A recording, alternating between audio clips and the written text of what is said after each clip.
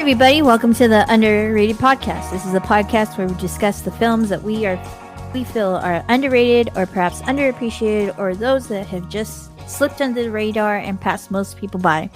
This show is a collaboration of friends, and together we are the Undercast Company. Today we are going to be talking about Robin Hood Men in Tights, a 1993 American musical adventure comedy co-written and directed by comedy legend EGOT recipient Mel Brooks, who co-wrote this with Evan Chandler and J. David Shapiro.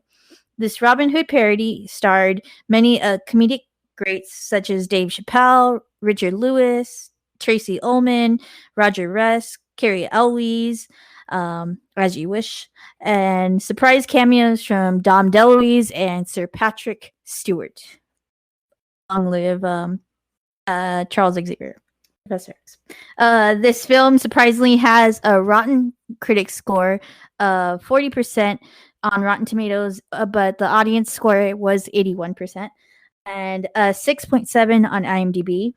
With comedy that might have been ahead of its time, this Mel Brooks comedy with an actual English actor in the role of Robin Hood might deserve a second look and an updated score from critics. So, what do you guys think? Well, like this is one when you said you wanted to do it, I was really excited for, because I loved this movie when I was a kid. I was probably too young to watch it. Like now that I'm like going back and like watching, I was like, there's a lot of really adult stuff in this movie. But as a kid, I was just like, I knew it as kind of just like the funny Robin Hood, and I being a really really big Princess Bride fan, like for life. I love that. It's like, oh, it's the guy from the Princess Bride. Carrie Elwes is in it. But I hadn't watched it in maybe like 15 years, maybe more than that. So I was really interested to kind of go back and revisit this movie that I really loved from my childhood, and it did hold up for the most part. Like there was a couple things where I felt like it was maybe a little bit dated, but it is still a really just solid comedy, really good parody, and it does what I love in parodies a lot, where it just kind of like is just so ridiculous and over the top.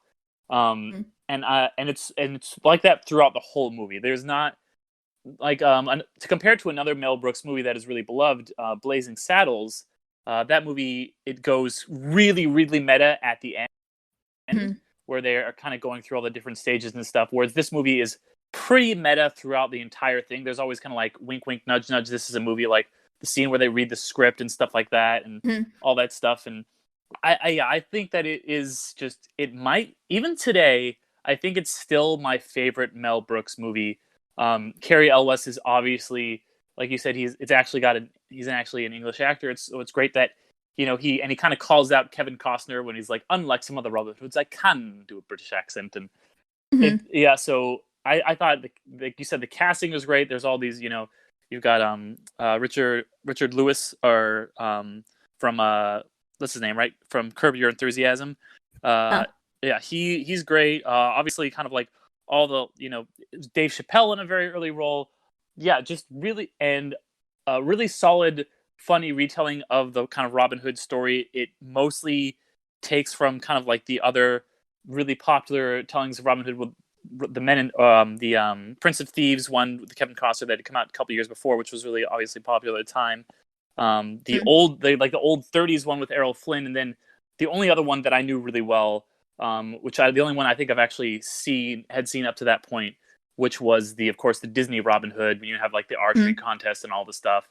But yeah, I just love how just stupid at times this movie can be. Like the dumb visual, like the gag where he just like swims from Jerusalem to England, I thought was so stupid that I just couldn't like help but laugh. Like, how can you not laugh at things that are just like so dumb? Like, they're not even like, it's not even clever. Like, it's just really dumb. Like, and like, the whole scene when Mel Brooks comes in and he's like, I'm a moya, and he's got the little carrot with like the little guillotine. Like, so stupid and so funny. I will always crack up at just the dumbest shit, and this movie is packed full of that.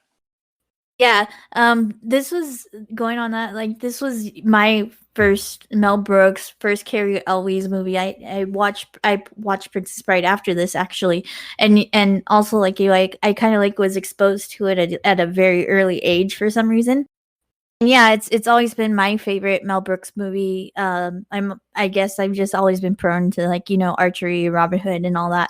That But much I was like, oh, I think there's a it reason was why I really like this before movie. it was before my knowledge of Green Arrow. It's just a natural thing that's come to me. I don't know. Mm. But yeah, it's just always been so great. And then with this recent viewing, it's just it's there's so many like elements that still hit the target, maybe hit the target, pun intended, maybe hit the target a bit more better nowadays, and they probably because it's something that's continued on, but like with the first introduction of like Dave Chappelle, of him getting beat up by the sheriff's men, and also making the comment of like, is anybody recording this? It's kind of like, oh shoot. Like Mel Brooks is kind of like is kind of like in certain parts like ahead of his time, and like I was watching this thinking like, what would a Mel Brooks movie look nowadays, because he kind of like sneaks in these elements of I thought about that, but then there's like stuff Mhm. like, okay, do you guys?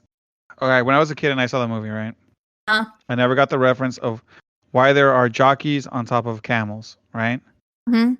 But when you get older, you're like, oh, it's a camel jockey. So that's like a kind of like a bad term for like certain people. Yeah, there's a couple things in this movie that are a Yeah. little bit like, ooh, okay. Yeah, This Yeah, is, no, this is a but little, what I'm saying, what yeah. I'm saying is like it's one of those things that like you don't get a lot of the jokes when you're a kid. You see like the arrows, you see them being goofy, like them fighting with Little John fighting with the sticks, or saying like, oh hey, I'm little, but I don't look it, and it's like haha. When you're a kid, you kind of get these simple things. As you're a little bit older and you watch it, you get all the other underlining jokes and all the other stuff that Mel Brooks is known for. All the stuff that he kind of puts in there that you kind of get to enjoy more. Like Spaceballs. Spaceballs is my favorite movie that he's done. yeah. I mean, I've seen Blazing Saddles. I've seen this one, but Spaceballs is the fucking funniest movie ever because it just is. But it's those things that when you watch it as a kid, it pulls you in because of visuals and the stuff, and just the way everybody's just naturally funny. But as you get older, you get all those nice jokes that he actually put in there. The things that make you got to think about a little bit before you kind of get it. When it's like in Spaceballs when they're like combing, I want you to comb the desert, and they're like they have a giant comb to comb the desert. As a kid, you go ah, ha ha ha, but then as you're older, you get the joke because they're combing the desert. So you're like beautiful. And then the two black dudes have the the pick and all that kind of thing. Yeah, it's like when yeah. it's like when they're shooting the arrows on fire in the town, and they complain like, why do they always do this? Yeah. When they're gonna start a movie, like because I think that was the opening. It was done on Kevin Costner's one. Yeah, exactly. But it's funny to hear the townspeople go, why do they always do this when they're gonna do the credits? Like, why is their town always on fire? And that's what I'm saying. Yeah, it's like right from the very start. It's just like meta off the back. They're just like, leave us alone, Mel Brooks. Like what kind of movie you're in for. Yeah, it's just like those moments of just like all these other jokes like landing a bit more at now, like that you're older, and I guess that's what Mel Brooks kind of like has these little tidbits of higher kind of like not higher knowledge, but like like you have to like know a bit more, and like kind of like the play on society and stuff like that. And well, even now it's time like with timed, it's you have to like take a pause just to look at, or you have to like pause the movie. Like I remember pausing it a few times. You're like, do you get the joke? I was like, no, I don't. And it was like Loxley. Oh yeah, bagels and lox. Bagels and Loxley. What a combination. Yeah, I did not catch that before. Like there was just all these things of like, oh my gosh. Yeah. Well, it's even more meta when he refers to his own movie when they say, "Oh my God, they're gonna make a black sheriff." Yeah, and he's all, "I worked in Blazing Saddles," and everybody's like, "He's right." Yeah, it definitely is a movie that just reinstitutes like just the comedic genius that Mel Brooks was, and like just the innovator of that, and not maybe not an innovator, but like a developer of this kind of like meta comedy that I we do do want to see say, many examples of nowadays. yeah, because I was gonna say, I think his style of comedy, where they say one thing, but it's like almost like an underhanded joke, where like Mhm. on face value you can laugh, but if you really look at it under it all, it's an even funnier joke. It's like what you get when you watch like the movie Shrek or some of these other ones, where yeah, it's a kids movie, yeah, it has jokes, but when you look at the underlining joke, it's for the adults to get. It's Mhm. funny enough. It's a movie everybody can go watch. I don't know what the rating was on Robin Hood, so I don't know. I can't really say Oh, if it was let for me kids or see. not. I think PG But I 13. I want to Yeah, but I say. think I know I saw. PG-13. Okay, PG-13. yeah. So it's one of those movies where yeah, you take your kids to watch it, because they're Mhm. 13-year-olds, so you're going to the movies with them. So as a kid, you enjoy a certain aspect of it, and the adults enjoy a different aspect of it. So as Mhm. you become more of an adult, then you get to enjoy what the parents enjoyed. All these other funnier jokes, all this other stuff. As your knowledge grows, you get to grow with a movie. Mhm. Yeah, I'm wondering how Mel Brooks movies score usually on Rotten Tomatoes, because I was very surprised of it being considered rotten back then. I don't know why this one didn't land as well, or be criticized as well as the other Mel Brooks movies, but I'm not sure if uh Yeah, and Well, I think his yeah. earlier yeah. stuff was really well received, but like, Uh-huh. I'm looking at it right now. Even Spaceballs only has a 58%, which is surprising. Young Frankenstein has a 94, and Blazing Saddles has an 88. Mhm. But yeah, like, I'm I surprised that even I want to say Spaceballs did not maybe go. it's the actors that were in it at the time and during the time it came out. Mhm. Might have had a thing to do with it. Because Uh, I don't know how, like, before this, like, I think Dave Chappelle only did that like small cameo of on the Nutty Professor, and I don't know if he had anything like, I'm not very familiar with Dave Chappelle's like career before the Chappelle Show and all that, and because you got to think too. Like I- Gene Wilder was yeah, really big back then, right? When those Hmm. yeah, movies came out, yeah, it's so just true. his name alone could probably drive a lot of viewers to it. Mhm. Compared to, I mean, I'm not saying who was in Spaceballs? Wasn't John Candy in Spaceballs? No, it's On oh yeah, he Candy, was. It was baseball, what's his Rick name? Moranis. Yeah. Yeah, all these guys. So you would think that at the time those were big names, but maybe they weren't. I mean, Gene Wilder is a different type of actor. I'm assuming for people, or maybe Spaceballs just people weren't into Star Wars at the time it came out. I don't know. Yeah, There's always those that's that factors. was Like, I my mean, are guess. people fatigued with like Robin Hood movies at the time? Because if they're Kevin I- Costner, if there's Mhm. a few movies that came out at the same time, yeah, sometimes people don't want to see the comedy because they're Well, like, I well, I've think already seen action. Why do I want to, people are always different fatigued movie? with Robin Hood movies because one of those Yeah, comes out every 5 fucking years. Yeah, Like, and that's what I that's was what I'm gonna saying. Like, say. it could I have think been. it's just the source material. Yeah, it could have been. But you know what these movies always do, though? The Mel Brooks movies always end up getting some kind of cult following. They always have a lot of mhm. Mhm. followers afterwards. So I know Oh there's a yeah. lot of people who've seen Robin Hood Men in Tights and love the movie. I know a lot of people Mhm. who've seen Spaceballs and they say they love the movie. And the same thing with Blazing Saddles. Like I hadn't seen Blazing Saddles till a few years ago. Probably, yeah, I want to say a few years ago. I've seen of the other movies, but I just never saw Blazing Saddles. It just never. I've never been too huge of a Western fan. Mhm. And I saw it. It's fucking hilarious. But that's yeah, still Yeah, yeah. it You got to watch Young Frankenstein too. That's fucking great too. Yeah, Mhm. and I don't think I've seen yeah, that one either. That yeah. one's up there for sure for me. Yeah. That's the one that's in the same category probably as Robin Hood Men in Tights, because that's another one where it's just like so much dumb comedy like that. I think that the thing that Mel Brooks does well is that parody films can get dated pretty quickly Mm-hmm. Mhm. because like you don't get the references, and there's even some of that in this movie, like how they like make a reference to Home Alone. You're like, oh yeah, Home Alone, okay, whatever. But like, with you're parodying stuff like, Robin Hood or like Frankenstein and Star Wars, those are like iconic movies that are going to be around. And probably Robin Hood more than even Star Wars or Frankenstein, because Robin Hood gets made so often. There's so many Robin Hood movies that this movie will always feel like a relevant parody. Like you're always going to be like, oh, this is making fun of the Sheriff of Nottingham. Everybody, there's always, every generation has a bunch of Sheriff of Nottinghams. You all know who that is, whether it's like, the in the or the Russell Crowe movie, or the one in the movie with the what's the fucking Jamie Foxx one that came out a couple years ago. Like, there's so much Robin Hood that this is kind of like a perfect parody, that even though it was made, 25 years ago, it still feels, the characters and the things that it's making fun of, even though it's making fun of a movie from 1991, mostly still feels like you can like get what it's making fun of, no matter what. Yeah, and there's this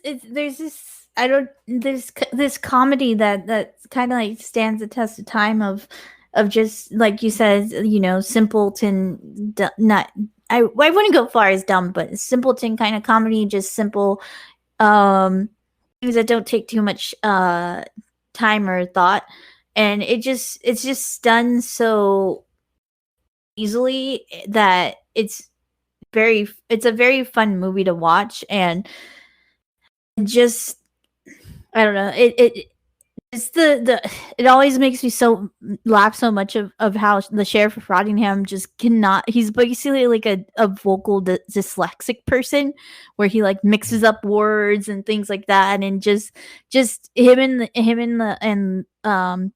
and the king just being, or the prince just Prince being John, yeah. like these, Prince John, yeah, just being this like comedic duo in a way, but Prince John's like this kind of like a throwback to like an Abbott and Costello of like, one being the straight man and the other one being the kind of like off book, or kind of wacky but not too wacky one, that can't do anything right. Yeah, it's just creating that, what Mel Brooks does with all of his comedies is creating these just iconic characters in a way of Robin Hood and Little John and a Chew, because he died. And then also the witch of Tracy Ullman's character, and just that's another thing that I noticed, that I didn't notice until this viewing, but when she's saving the sheriff of Rottingham, she's like, I have this thing that will save your life, and then she literally gives him a lifesaver. It's just those small things and the small details but they're just so simple, of like, oh, of course, kind of comedy that just always gets me. And yeah, it's just like, it's been tried, recently by other people, but I think Mel Brooks just does it in such a way that even though it's, simple and a comedy, it just, for some reason, isn't overbearing and isn't pushing it down your throat. I think what it is he's so smart with comedy. He's so smart, and he's so well thought out with this movie, that it just feels so natural, and that's why it feels so simple and so easy. But like, I mean, the jokes are they have to be well thought out, like completely all the way through. Just like when, what's his butler, Blinky or whatever, Blinken. He catches the arrow, right, and he goes, it's because I can hear like everything or whatever. And when he goes, I heard from like a mile away or something. Yeah, and then he goes, thanks. And he goes, who said that? And so it's one of those things where you go, oh, it can be a simple joke, but to have this whole process through to be like, okay, so he says he's going to shoot the arrow, he's going to catch it. You think that's the cool part, but that's not it, because I'm setting it up for a joke, because the joke is, who said that, when you're supposedly able to hear from like a mile away. So it's a joke that makes you think, but it's so smooth, and the way he does it, you just take it as is and laugh. Every joke that they throw out, it's just a simple, it's a quick boom, boom, here you go. But it's so well thought out that is why the whole movie works. Like there's jokes throughout this whole movie. There's all kinds of little tidbits that you get, but they're so well done that it's a smooth take all the way through. Yeah, it's super smooth, and like, yeah, they just kind of go like that, and sometimes it doesn't give you that much time to think. No, like you have to pause and go, wait a minute, wait. But it's just like one after the other, but they all flow, they transition so smoothly. And I think it's just because that's the kind of movie that this is. They all just come and mesh together really well and go from one after the other. And it's because it just kind of leaves you blindsided, where you have a scene or you have a part, you're not really anticipating that it's building up to a joke. Like his name in itself, Blinken, his name is Blinken. And then there's a part where Robin Hood goes, hey, Blinken. He's like, did you call me Abe Blinken? And I was like, oh my God. That's like, we're 20, 30 minutes into the movie, and like, you've been waiting for the and you're like, say that joke. exactly. That joke is still like Yeah. seared into my memory from my childhood. Like anytime, like people will mention Abe Lincoln, and I'll just think Abe Lincoln. Like it's still like in Abe the Lincoln. recesses of my brain. Yeah, and it's just like he then to subtly just like put, oh yeah, men can be feminine with the whole we're men in tights and stuff like that, and that them like just being okay with like being trans, cross dressing and all that. It's just like these subtle things that Mel Brooks puts in, and and then Well, of course like it's a thing that you. Dave Chappelle's character, Well, it's just like the thing that showing you his always think about when you see them. You see dudes in tights, and you go, "Well, that's not manly." Just like superheroes wearing spandex, you always go like, "Well, why would they wear You would think it'd be something more manly, or maybe leather, or something like armor." But no, it's they're wearing tights because that's of the time. But it's always I like that they acknowledge that joke. That it's always a thing of like, why do they wear tights? Why does he wear that little green hat or those clothes? You would think it would be in like, I don't know, something more cooler, like cooler robes or something hiding his face. You know what I mean? Like it just it's one of those things where you think about, but they play into it and there's a whole song for it. So it's not even a joke. It's literally a whole song for this one joke, which works very well. It goes really well with the movie, and so like those are those little touches of the genius that I think he has. And in all the movies, not just this one, in all the movies that he has, there's always this just. Every movie is a little different than the last one. It's not like he's rehashing the same thing in just different genres.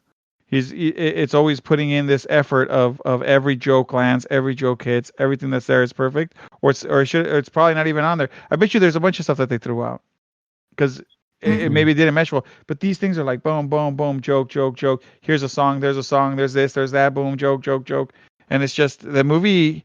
It's almost an hour and a half, hour 45, Like or something hour like that. 40, I think. hour 45, And it doesn't even feel like that because it's just here you go, here you go, here you go, all the way through. And there's still the action, so you still get some of the action. It's not like it's just jokes all the way through.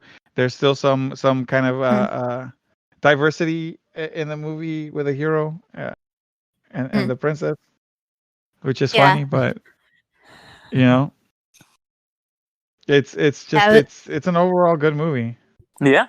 I mean, we're like missing out on so many things of just the Godfather reference, the Clint Eastwood reference, just that whole scene with Dom DeLuise's character and just him like, oh yeah, it's mothballs, and then I'll take these mothballs in my hand, and then just there's too many like great moments to mention in this movie, and it's just so surprising that like it wasn't as well received back then, and just because it, to me at least, it is such a classic and it's such a staple movie of my life, and of course of my history of Mel Brooks, and just it's always going to be have an important part in my heart, and like it was the start of my love for Carrie Elwes, like and this was before Princess Bride and before his stints on Psych and all these other things that he's done, like even but yeah. I think so. I have one more theory on why I think like critics didn't really like it, because I feel like critics, like a lot of times comedies aren't really that respected by critics unless it's something like really like highbrow, and this is kind of like the opposite of that. And same thing with like Spaceballs, where it's just like I was saying, just a lot of like these kind of weird visual like gags and stuff like that, and things that aren't gonna necessarily impress like Peter Travers or something, like when he's like writing like all these like highbrow critics are just like, it's this kind of like dumb Mel Brooks, like it's fine, whatever, we'll just put it over here. It's not going to be, we're not going to give it, we'll give it 3 stars, not 2 stars, not 5 stars, like I think that's maybe one of the problems too with Rotten Tomatoes, is that it loses a lot of subtlety in its reviews. It just kind of like makes ratings good bad. It treats an A rating the same as it treats a C+ rating, and a C- it treats the same as an F. But so I do think that like critics kind of just like were like, well, you know what, it's not this like highbrow thing we're looking for. And I think that comedies do get treated unfairly, especially these kind of like very slapstick, like kind of like throw it all against the wall, just like your mole's on the wrong side of your face, like gags. Yeah, I had to tell like at the beginning when they first showed Prince John. I was telling Sergio here. I'm like, watch his mole. Just pay attention to his mole. Just watch it. Because I think it switches a couple times before they even call it out. Like it moves. Throughout the whole movie, it moves. Yeah, like they only call it out once. And then when they actually call it out, that's when he goes like, "I have a mole." I have a mole. Oh my gosh, so many moments. That's what I love. I think that's why it flows really well too, and might not have resonated well with critics. It's because you say like comedies don't really get the best reviews, which is true, and that might be contributed with just like the level of humor that it is. It's not necessarily highbrow, but there's just such an abundance of it, and it's just like it feels like, oh, they thought of this joke.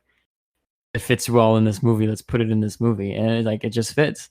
Mm-hmm. And with the jokes themselves, they would be funny. They would be funny gags in outside of a Robin Hood scenario. They would be funny. The joke with the mole would still be just as funny in any other movie than if it wasn't in the Robin Hood movie. Mm-hmm. The music itself would still hold up in any other kind of comedy. And so I think just the fact that it's taking all of these levels of comedy and quality and putting them under the format of Robin Hood and a Mel Brooks Robin Hood parody, it's just that's my theory on why it didn't score as high as say his other films, where his other films are considered timeless classics. Yeah, no, I agree with that. Comedy's always had a tough spot on anything. You're never gonna see a comedy get. I mean, yeah, maybe. I guess what I'm trying to say is you won't see them get an Academy Award over a drama or something else. Yeah, it's very rare for comedy to even get nominated for any Oscar, like anything like that. Which, in my mind, an Oscar should be just how well is a performance in any category. Whether it is drama, it is comedy, it is even a cartoon movie. Like they should have their own categories, and everyone should be, because there's some comedies that are damn good. I mean, like just like they'll bust your guts every time you watch it. Like those should be praised for what they are. And I don't mean like by us, but with an award of that stature of like an Oscar or something like that, because they do so well. That's why like the Golden Globes kind of like in that way is a lot more valuable, because it does have categories and stuff like that. See, I kind of don't like that the Golden Globes do that, because it kind of feels like they're like, okay, here's our drama category, this is the important one, and then we've got the best picture for the musicals and the comedies that we don't really care about as much. It feels like almost like we're splitting it so that we don't ever have to give comedy, like we can still give comedies a best picture, like quote unquote, but we don't have to give it to them over these dramas. The dramas can compete against themselves. Because I think is a little. Because like if you look at a movie like Guardians of the Galaxy, right? It's got your action, it's got your comedy, it's got your stuff in it. I mean, those considered somewhere in between.